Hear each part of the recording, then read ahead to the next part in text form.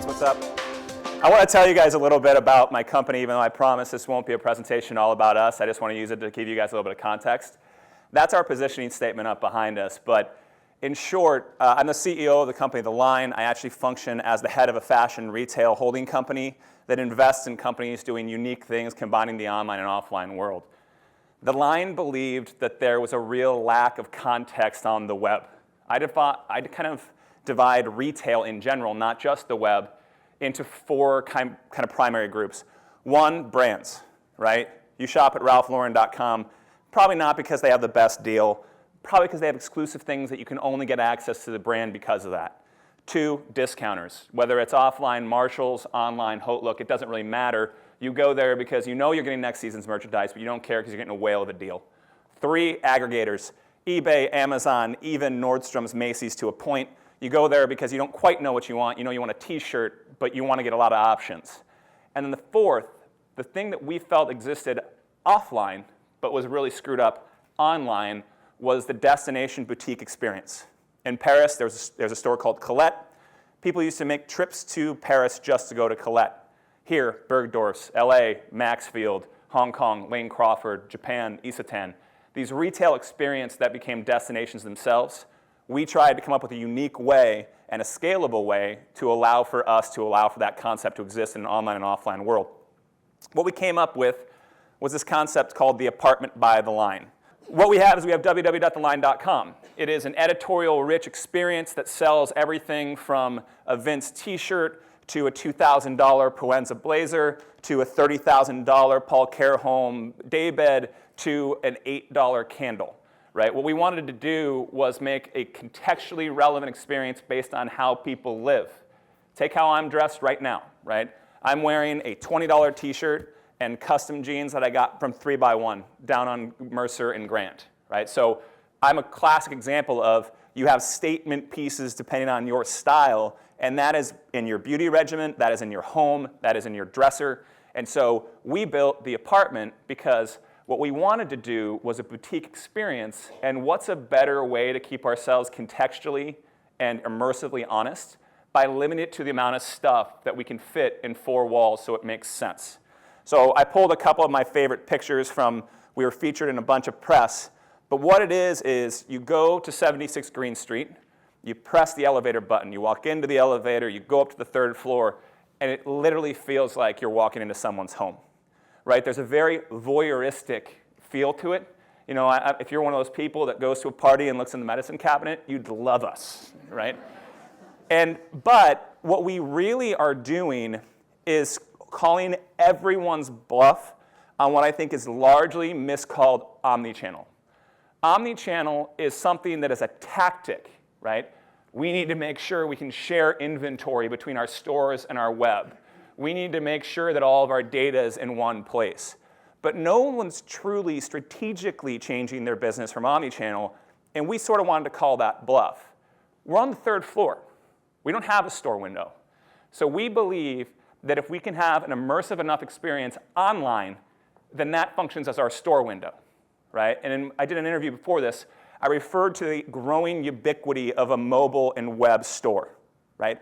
As it becomes more commonplace for you to shop online and shop on your phone, then the necessity of a store window is going to go away, right? And so we're really touching on a lot of trends. We believe people want context, right? We believe people want meaning. It's been shown in other industries. Whole Foods, right? I want to know where my food's coming from. Toyota Prius, I want to be aware of the environment around me. We want people to have conscious consumption, right?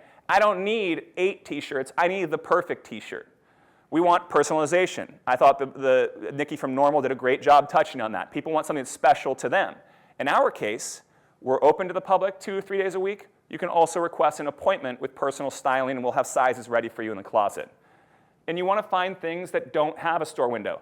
This has been, in New York City, a movement for 30 years, and it's called speakeasies, right? People want to find things and discover. They don't want to be part of a crowd. And I think it's something that's becoming more and more and more prevalent across industries. And finally, you want exclusivity, right? The great example of this is H&M by Alexander Wang. I walked down Broadway the first day it was out. The line was 100 people down, and I bet you everyone was pissed, right? Like, oh, I thought I was the one that knew about H&M by Alexander Wang. H&M is trying to figure out how to make their brand more exclusive because they're known as the opposite of conscious consumption. They're known as, this shirt will fall apart in 3 washes, right? It's like a Mission Impossible thing, just poof, right? So here's kind of our traits that we feel like can be applied across the retail concept that frankly isn't happening. You need to be discerning, right? You need to be willing as a retailer to help your customer, right? And I know that sounds brutally obvious, but when you go on Amazon, sure, they'll give you searches and they'll give you customer reviews. And if you go to Saks, you have 8 floors. It's really cool to have a partner in crime in retail where it's like, look, I got your back, right? Like, we're going to find the thing that's right for you, and you're not going to have to search everywhere. You need to be honest. You know, I think that made in China is this thing people hide from. I can tell you as someone who invests in fashion businesses, China makes way better stuff than we do for the most part, right? And so there is these certain stereotypes, for lack of a better term, that you have to be willing to overcome as a retailer. And if you do have complete transparency with your customers, they're going to reward you with repeat business. You need to be rebellious, okay? And this is what I'm talking about with a 3rd floor store window. I was asked in that same interview, what's the biggest barrier to entry to doing stuff like this? And I think the answer is archaic technology and even more archaic executive suites. I was once interviewed at Calvin Klein for a VP of e-commerce position, made it to the final 3, and the guy who's now the CEO of Calvin Klein pulled me into an office. He's like, look, we loved you. We know your energy would be great for us, but the guy we're going to be hiring has been working in fashion longer than you've been alive. And I said, I can't argue with that. Right? But it's that same sort of groupthink that maybe that is right for Calvin Klein's culture. I'm not trying to say he was wrong.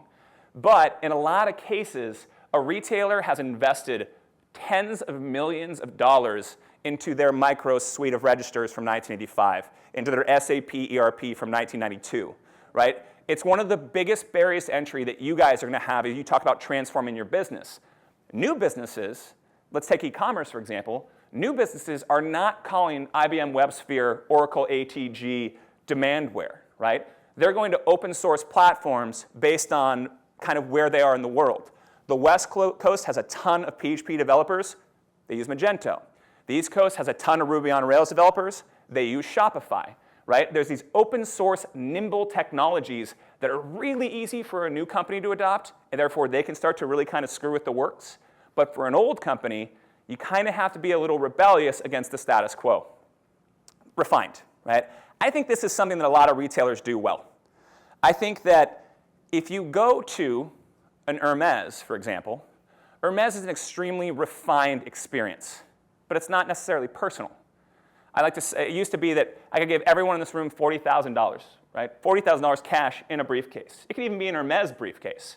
And you could walk into Hermes and be like, I want a Birkin bag. And they'd be like, who the hell are you? Like, you can't have a Birkin bag. That's becoming less true, but it's this great kind of dichotomy of refined and personalized. I think Netflix is remarkably personalized. Like, oh my God, I did want to watch Jack Reacher for the 4th time. But I wouldn't call it extremely refined.